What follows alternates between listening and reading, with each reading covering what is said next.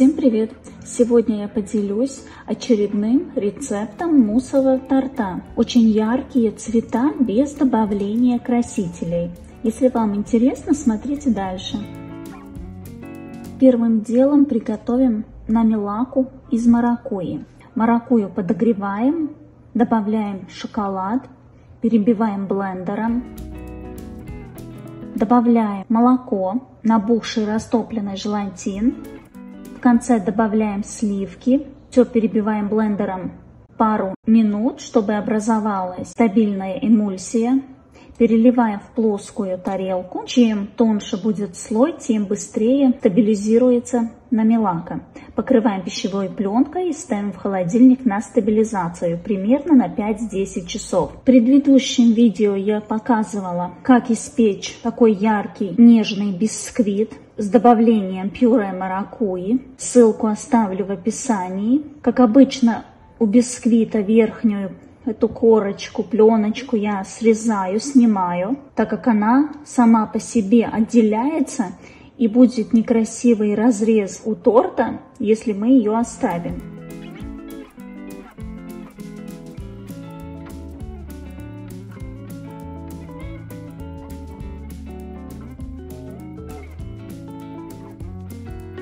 Берем чернику, пробиваем блендером, пропускаем через сито.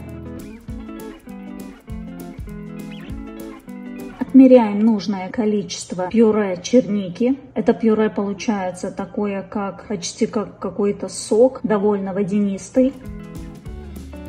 Добавляем белый шоколад, подогреваем, перемешиваем до однородности. Надо, чтобы шоколад полностью объединился с черничным пюре. Добавляем крем-чиз. Тут подходит любой творожный сыр. Все перемешиваем до однородности.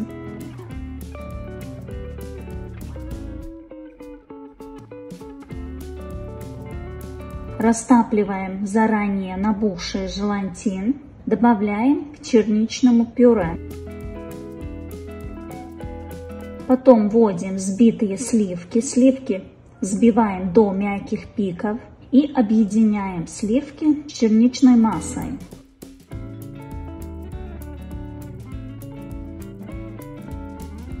Этот бисквит требует немного пропитки, поэтому я подогрела пюре маракуйи и немного добавила сахар, так как пюре маракуйи очень кислый. Пропитываю этим сиропом бисквит. Беру силиконовую форму, наливаю примерно 1–1,5 см мусса. Форму ставлю в морозилку, чтобы мусс немного схватился.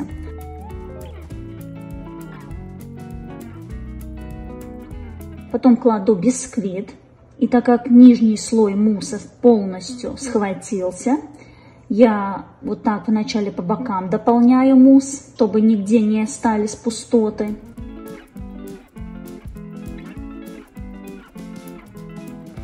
Потом кладу вот этот бортик назад и на бисквит кладу намилаку. Намилака у меня не полностью стабилизировалась, она только охладилась.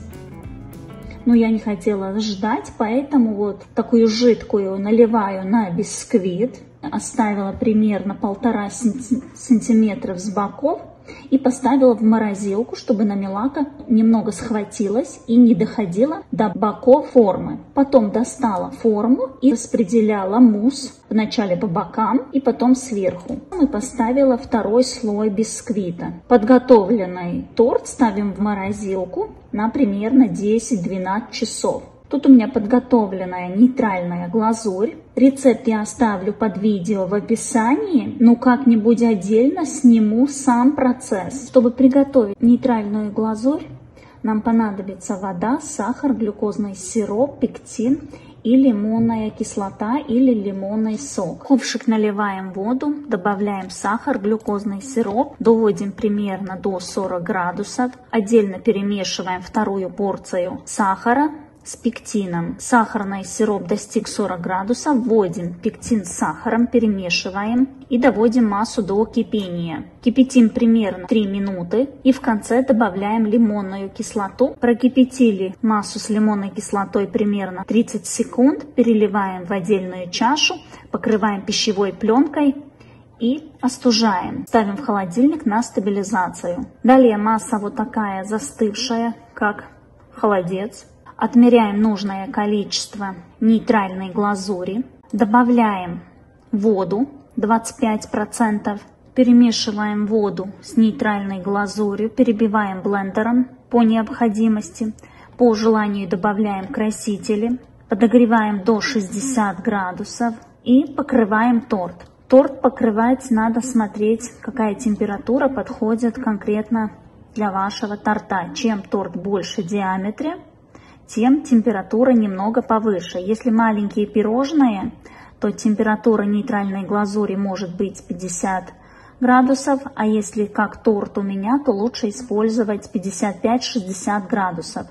Берем полностью замороженный торт. Торт покрываем одним слоем, так как эта глазурь, отличие от классической зеркальной глазури, сразу схватывается. Как вы видите, я пошла второй круг, и у меня образовались по бокам некрасивые потеки. Поэтому сразу наливаем один уверенный слой. Проходимся спатулой, снимаем потеки. Подготовила банановую намилаку. Вот в такой форме оригами. Очень эффектно, просто и красиво сделать декор для торта. Банановая намилака полностью замороженная.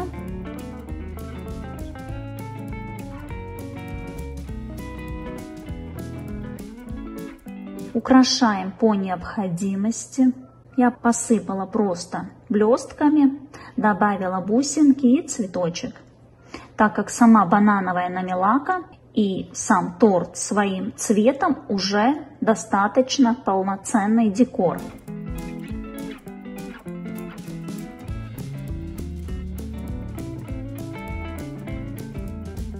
Как вы видите, я прошлась по торту вторым кругом глазури. У меня образовались вот такие подтеки в самом низу. Глазурь получается не липкая, к ней вы не можете прикрепить никакой декор, она вообще не липнет.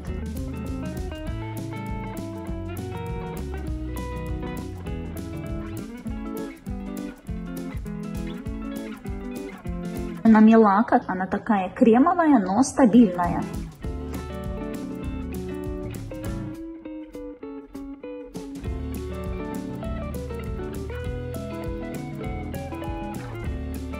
Торт режется очень хорошо, глазурь не прилипает к ножу. Разрез получается очень яркий, такой сочный, без добавления каких-нибудь красителей. Только черника, маракуйя, куркума. Как я сказала, глазурь не липкая, поэтому намилака соскальзывает. Если разрезать торт, вот этот кусочек намилаки, он не держится. Поэтому можно, конечно, прикрепить на какую-нибудь липкую глазурь, на декор геля. Торт получается очень нежный, сочетание просто шикарное. Нежный бисквит с кислинкой. Дополнительно кислинку нам дает намилака из маракуйи. Мусс получается такой, как чизкейк по структуре. Он по вкусу не очень ярким выраженным черничным вкусом, но очень вкусный. Если хотите, чтобы черничный вкус был более выраженный, то дополнительно надо добавлять какие-нибудь или сублимированную чернику, или какие-нибудь концентрированные сиропы, ароматизаторы, чтобы усилить вкус черники. Структура у него такая стабильная, но в то же время кремовая, нежная. Если сравнить с другими видами муссовых тортов, то этот мусс получается довольно сладкий. Поэтому тут идеально подходит кислинка. Маракуйя, лимон, все, что кислое. Если вам понравился видео, ставьте лайк, подписывайтесь, комментируйте. Жмите на колокольчик, чтобы не пропустить новые видео, рецепты, эксперименты.